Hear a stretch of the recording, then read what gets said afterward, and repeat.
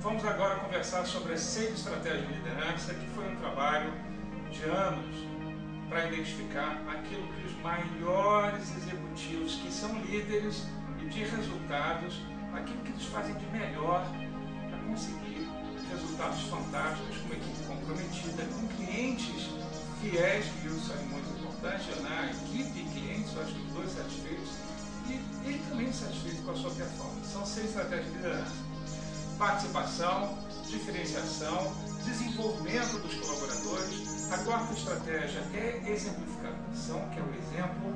A 5ª estratégia é direção e a 6ª estratégia é a pressão. Vou falar agora sobre a estratégia número 1, que é a participação. A participação é uma das estratégias mais importantes, independentemente do grau de desenvolvimento do colaborador. Mesmo que os colaboradores estejam iniciando agora o trabalho, ou mesmo que eles já sejam veteranos, as pessoas precisam participar, porque isso tem a ver com a natureza humana, com a necessidade humana básica, que é de pertencer aos grupos. Os seres humanos, nós ficamos mais felizes, nós produzimos mais, nós temos mais ideias quando nós estamos participando com outras pessoas, porque a troca, o aprendizado, as coisas são mútuas, é o ganha-ganha, a famosa parceria ganha-ganha. Então você que é líder, você que fez o nosso curso, você que é um líder de alta performance, sabe que é muito importante, né, tratar os colaboradores com participação, para que eles efetivamente participem dos seus planos, né, da direção que você quer imprimir aos seus projetos. Lembrando de uma coisa muito importante: o papel do líder é comandar, conduzir, influenciar as pessoas, os seus colaboradores, os seus parceiros, os seus fornecedores, as pessoas que ele achar que são importantes para o seu projeto empresarial, para a direção que ele acredita. Se ele acredita que tem que ir para a direita, a 35 graus, né, é importante que as pessoas, né, sejam levadas a esse sonho, né, sejam levadas a esse projeto com estratégia, para que as pessoas colaborem efetivamente. Então, a estratégia de participação é o líder participando desse caminho junto aos seus colaboradores. De que forma? Agora, quais são os instrumentos, ou se você quiser chamar também de ferramentas, que ele pode utilizar? Porque para cada estratégia é importante uma caixinha de ferramentas, não é? Como se fosse mesmo aí a gente construir um prédio, né, um edifício. Você precisa de ferramentas. Podem ser ferramentas mais precisas, como, por exemplo, um alicate de precisão, ou ferramentas mais fortes, como um grande trator, mas são ferramentas. O líder precisa utilizar as suas ferramentas no momento certo. Porque se você utilizar para colocar um prego na parede, se você utilizar uma marreta, você vai destruir o prego, a parede e o seu dedo. Então, a ferramenta errada. Por isso, agora, então, para a estratégia de participação, eu quero dar dicas de algumas ferramentas muito importantes.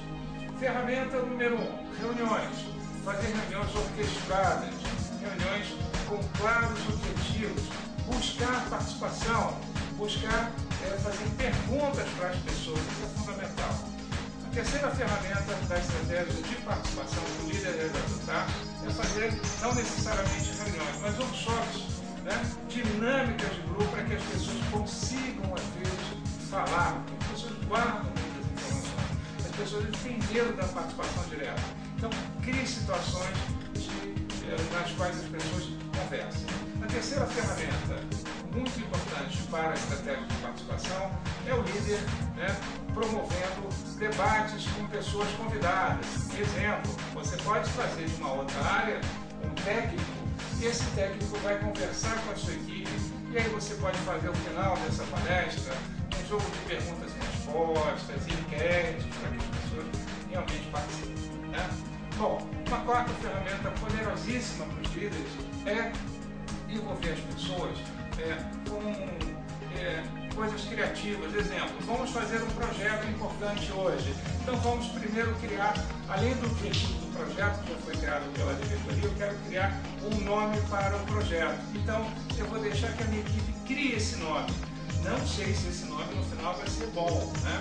Mas o fato da criação do nome ser pela equipe, já demonstra uma participação e com certeza demonstrará a vontade de fazer a tarefa, fazer acontecer esse projeto. Mais importante nem é o nome final, se vai ficar bonito ou não. Mais importante é que as pessoas participem das suas ideias. E para a gente fechar bem esse capítulo de estratégia de participação, que é a estratégia número 1, que eu estou colocando para você, número 1 não quer dizer que seja mais importante. A número 1 é a número 1 das 6 que eu estou aqui falando. Então, para fechar bem a estratégia de participação, eu tenho uma ideia fantástica para você, e é uma ideia tão simples, não custa nada para você. Né? Se você não conseguir uma participação aberta das pessoas, você pode fazer enquetes, você pode mandar e-mails, você pode fazer opções. Olha, nós temos estas metas esse mês, e o que vocês sugerem para a gente bater as metas? As metas são arrojadas. O que vocês me sugerem? Mande e-mail para os colaboradores, faça debates em fórum. O mais importante é conseguir a participação das pessoas, no mínimo. Algumas pessoas não vão responder. De 10 pessoas que você convidar, né, da sua equipe para participar, para opinar, aproximadamente 6 no máximo irão responder com ideias efetivas.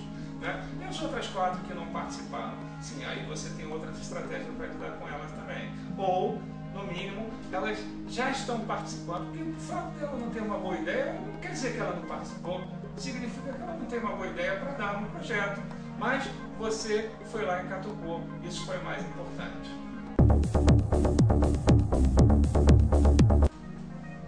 Eu estou aqui para conversar com você sobre a segunda estratégia que é muito importante para o líder, a estratégia de diferenciação.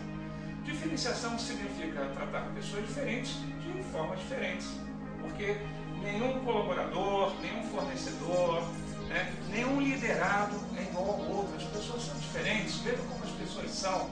Observe 5, 10 pessoas, né, numa reunião que você verá sapatos diferentes, roupa diferente, brinco, tatuagem. É muito difícil você encontrar uma pessoa com o mesmo perfil, com as mesmas características que outra pessoa, mesmo que ela pertença a uma mesma tribo. Daí o líder já sabe disso. No nosso treinamento, no nosso curso, aprendeu técnicas para identificar diversos tipos de personalidade, algumas dicas importantíssimas, inclusive com a ajuda da programação da linguística. Então, o líder agora sabe identificar, né, o subordinado A, o B, o C, né, ou o João, a Maria, o José, o Hamilton, e consegue agora diferenciar o tratamento. Né? Porque o João ele vai reagir a um estímulo diferente do José. Tá? E aí o líder precisa identificar como diferenciar esse estímulo. A gente está falando de um jogo, né, muito importante para o ser humano, que é o jogo de estímulo-resposta.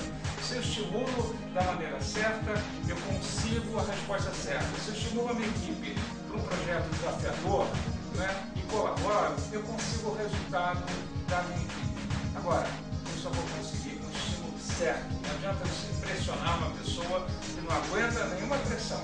Não adianta eu participar demais para uma pessoa que vai olhar assim para mim e vai falar: puxa, mas ele está falando tão devagar, ele está tão indireto, em vez de ir direto ao ponto. Não, porque as pessoas são diferentes. Talvez com o José eu tenha que ser mais assertivo, mais rápido. Já com a Joana eu tenho que ser mais paciente, ficar 2 ou 3 vezes. É assim que as coisas acontecem. Talvez com o Mário eu tenho que ser mais paciente ainda, porque o Mário pode, inclusive, não estar satisfeito com alguma situação da empresa, então tem que convencer mais ainda o Mário. E assim é a estratégia de diferenciação. Eu diferencio os estímulos, eu diferencio a maneira com que eu vou tratar as pessoas. Agora, um aspecto muito importante, guardando um limiar, né? Nós chamamos de limiar. Nós temos nós não podemos também, né, exagerar nas diferenças, isso é muito importante, né? Porque senão a gente começa a tratar as pessoas de maneira, né, digamos assim, com muita informação e outra com zero informação. Não é isso. Né? Eu acho que algumas pessoas estão dando mais informação e outras um pouco menos de informação, porque elas sabem ir em frente, elas já são autônomas. Lembra, estratégia de diferenciação não é trabalhar com extremos, mas sim trabalhar de maneira diferenciada, customizada, porque as pessoas merecem nosso respeito, merecem a nossa admiração e merecem a nossa particularização em relação à condução das suas tarefas ou da sua descrição de atividade do dia a dia. Lembre-se disso, diferenciar é uma estratégia fundamental do líder.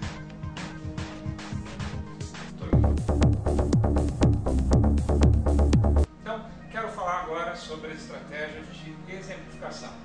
Estratégia de exemplificação, o nome já fala, né? Quando nós criamos um método de estratégias de liderança, foi importante marcar que essas estratégias são estratégias que são móveis, podem ser feitas a qualquer momento, a qualquer hora, a depender da situação, a depender do estágio da equipe, a depender do ponto no qual a sua empresa se encontra no mercado, mais competitivo ou menos competitivo. E a estratégia de exemplificação é muito importante no dia a dia. Um exemplo prático.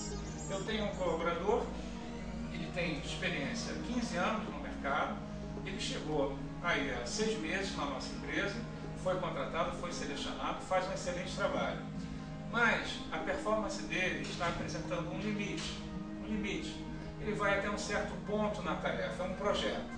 Esse projeto de relacionamento com o cliente. Então ele vai até um certo ponto, ele estrutura aquele projeto, mas ele consegue apenas planejar e não consegue executar o projeto. Bom, o que está acontecendo? Ele entrou num período que a avaliação dele não está muito boa, porque numa empresa que você só consegue planejar e não consegue executar, tenha certeza que o resultado não está acontecendo. Né? E daí qual o papel do líder? Pressionar? Só ensinar? Não, nesse caso nós estamos adotando a estratégia da exemplificação.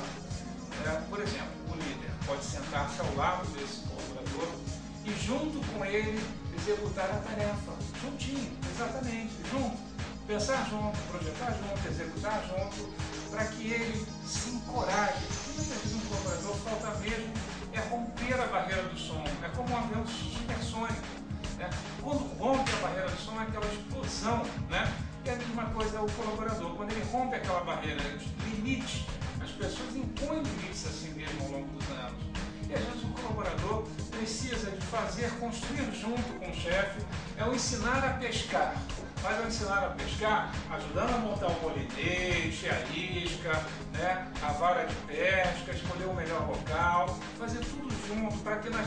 E talvez não uma vez, tem que pescar umas 2, 3, 4, 5 vezes, mas olha, a partir da 5ª vez, da 6ª vez, o colaborador está pescando sozinho e a ideia é que ele pegue mais peixe do que o líder.